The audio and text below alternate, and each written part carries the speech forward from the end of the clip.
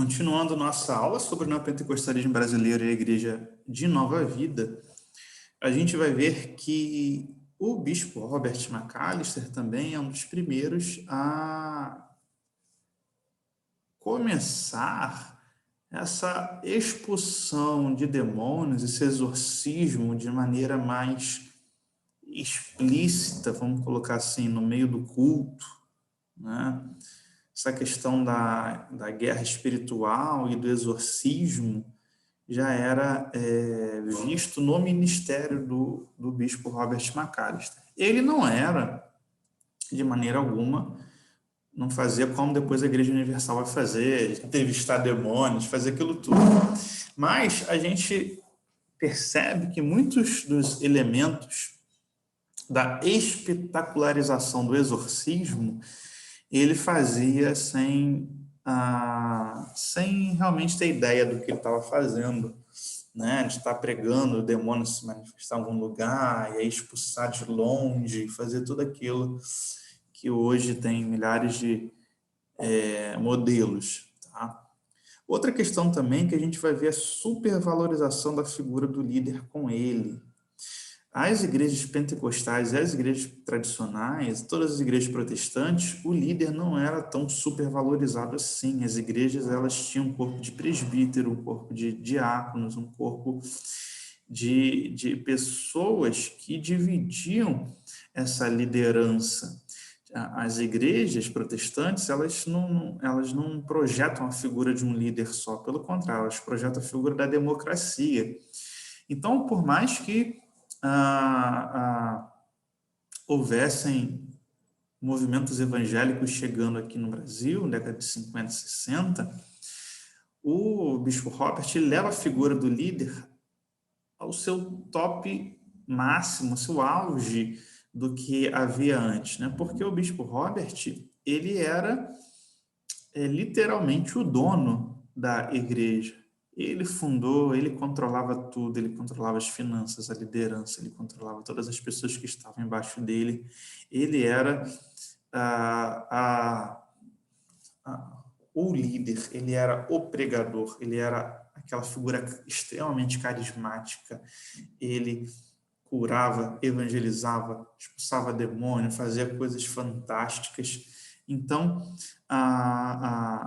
e aí as pessoas, né, viam ele como algo assim fora do comum, como algo divino, como é no movimento evangélico, isso acontece muito, né, lá nos Estados Unidos, e ele é a primeira pessoa a representar essa figura aqui no Brasil. Porque mesmo que venha para o Brasil a Igreja Quadrangular e surjam outras igrejas que utilizam do aparato evangélico, o primeiro líder que a gente vai ter assim sendo celebrado como algo além um pouco do ser humano é o bispo Robert McAllister, né? E isso também se relaciona com essa eclesiologia, o governo episcopal monárquico. As igrejas protestantes e as igrejas pentecostais, todas elas, você tem um grupo, como já falei, um grupo de presbíteros, um grupo de diáconos, uma liderança, obreiros. O pastor nunca mandou sozinho, o pastor nunca foi dono de igreja. E outra coisa, nunca houve episcopado nessas igrejas. Tá? Você tem pastores, você tem presbíteros, você tem diáconos, você não tem bispos. E como a gente já falou aqui, ele vai ser o primeiro bispo brasileiro, ou talvez o primeiro bispo brasileiro a ter algum destaque. Eu não conheço outro bispo antes dele aqui no Brasil, a não ser na Igreja Católica. Logo, ele é o primeiro bispo, vamos colocar assim, mas de um episcopado, porque na Igreja Católica você tem um episcopado, mas os patrimônios pertencem à Igreja Católica. Os bispos recebem ordens de cima dos arcebispos, que recebem ordem de cima. A Igreja Católica tem um governo episcopal, mas o bispo não tem controle absoluto sobre a região onde ele é bispo. O bispo Robert vai ter esse controle absoluto. Ele vai ser o primeiro dono de igreja, como eu coloquei aqui, não só dono da igreja por ser ele mandar em tudo, não tem ninguém acima dele, nem ninguém do lado, ele vai mandar em tudo absolutamente, soberanamente, E ele que vai começar essa ideia de você ter uma igreja, de você ter um templo e estar registrado no nome. Essa questão do registro de patrimônio nunca foi algo muito assim importante nas igrejas em geral evangélicas até a década de 60, porque o Brasil estava surgindo, né? Você não tinha essa legislação toda, as igrejas eram construídas no quintal da casa das pessoas, em locais ermos, as igrejas eram construídas em qualquer lugar, né? E com exceção das igrejas protestantes antigas, como a PIB do Rio, Igreja Presbiteriana Primeira do Rio, as primeiras presbiterianas, as primeiras metodistas, as primeiras batistas, que tinham um templo grande, o registro desse patrimônio não ficava no pastor, ficava na diretoria. Às vezes o pastor nem fazia parte da diretoria. Isso é muito clássico, por exemplo, nas igrejas batistas e presbiterianas. O pastor está fora da diretoria e quem controla a diretoria da igreja são várias pessoas, até mulheres, que estão na diretoria. Com o bispo Robert vai ser totalmente diferente. Ele vai inaugurar o pastor dono da igreja, com patrimônio no nome dele, da esposa, da família, e tudo se reportar a ele, e ninguém poder falar um ai. É lógico que o bispo Robert era uma pessoa muito boa, pessoa amorosa e tal, bem equilibrada, mas quem vem depois dele vai deitar e rolar, né? Eu falo essa ideia porque isso aqui é um efeito borboleta. Então, ele não estava pensando em controlar a igreja. Na minha opinião, ele estava até muito desconfiado com esse mundo brasileiro e acabou deixando tudo nas mãos dele para que o trabalho pudesse funcionar, né? O Brasil sempre teve muita canalice aqui no Brasil, somente em igreja. Então, e ele vem de fora, todo canadense, estadunidense, eles são desconfiados assim. Então,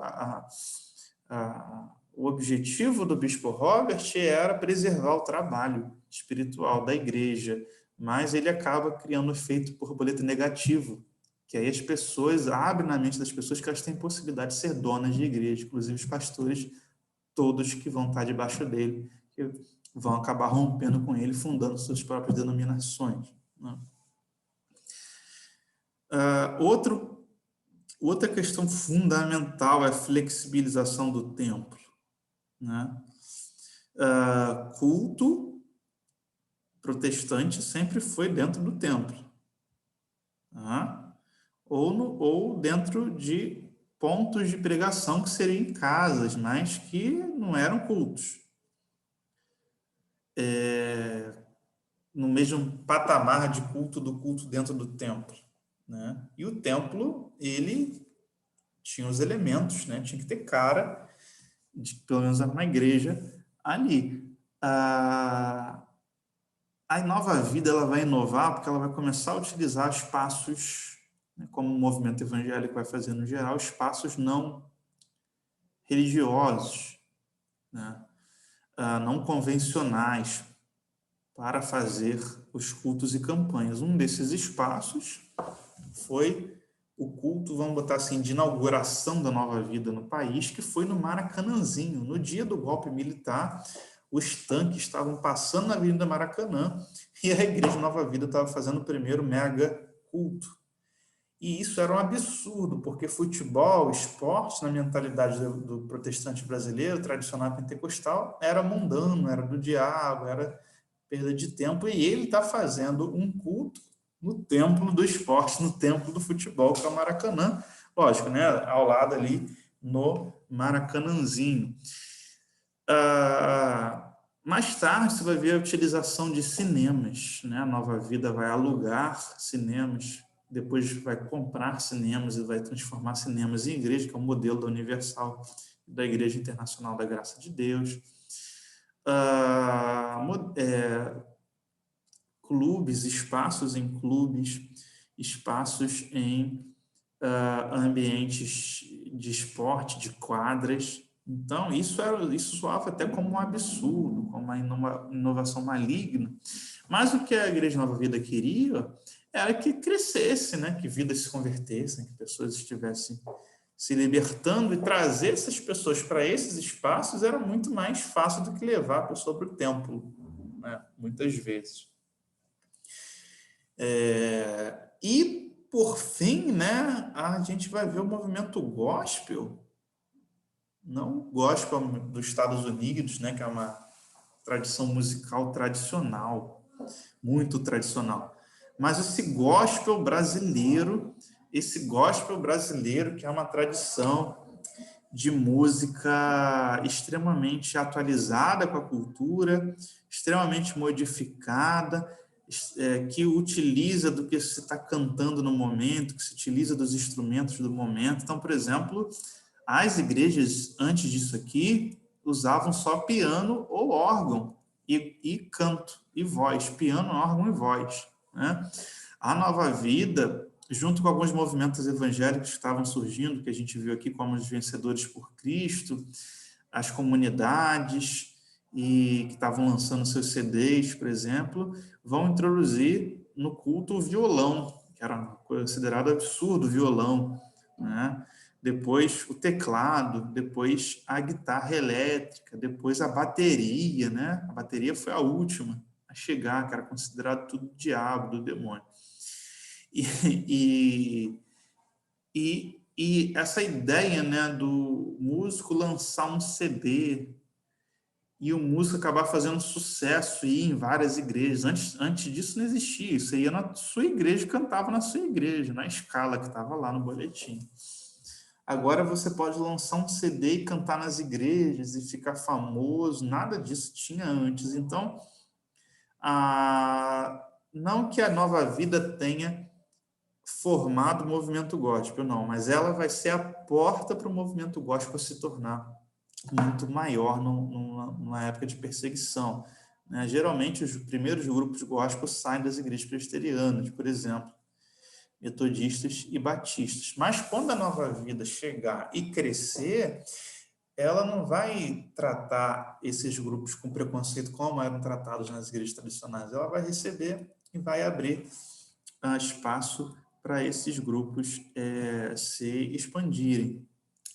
E aí você vê também a importância da Nova Vida como fundadora do neopentecostalismo, porque dos 3 grupos mais importantes neopentecostais, do que eu vou chamar de primeira onda neopentecostal, todos saíram da Nova Vida, que são eles o Bispo Macedo, né, genro do Bispo Robert, que vai fundar a Igreja Universal do Reino de Deus em 1977.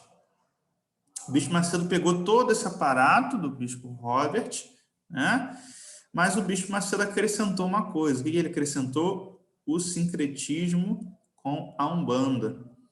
Então, a Igreja Universal, ela se destaca inicialmente, não era pela teologia da prosperidade, diferente do que algumas pessoas dizem, mas a Igreja Universal se destaca inicialmente, né, por além de ser uma igreja evangelical, ela fazia o sincretismo da guerra espiritual, de chamar os orixás, de chamar as entidades, de usar elementos da Umbanda no culto. Até hoje, esse negócio de estar amarrado o demônio está amarrado à cerimônia de amarração da Umbanda, coisa que a Igreja Universal introduziu, e você vê todas as igrejas evangélicas amarrando o demônio, né? Ou seja, utilizando uma magia umbandista como se fosse algo cristão, né? Então a gente pode dizer que inicialmente a única coisa que o Bispo Macedo e a Igreja Universal tinham diferente seria de introdução, era isso, o resto era Nova Vida purinha. Já o missionário R.R. Soares, né, que também passou pela Igreja Nova Vida, apesar de quando criança ser de família batista, que fundou a Igreja Internacional da Graça de Deus em 1980, lembrando, né, que são igrejas de cinema, né, que alugam espaços de cinema. Ele é importante, o R.R. Soares, porque ele sim vai introduzir a teologia da prosperidade legítima, original no Brasil. Ele vai introduzir aqui no Brasil os livros do Kenneth Hagin, do T.L. Osborne, do Kenneth Copeland, e todos esses neopentecostais famosos da década de 80 nos Estados Unidos.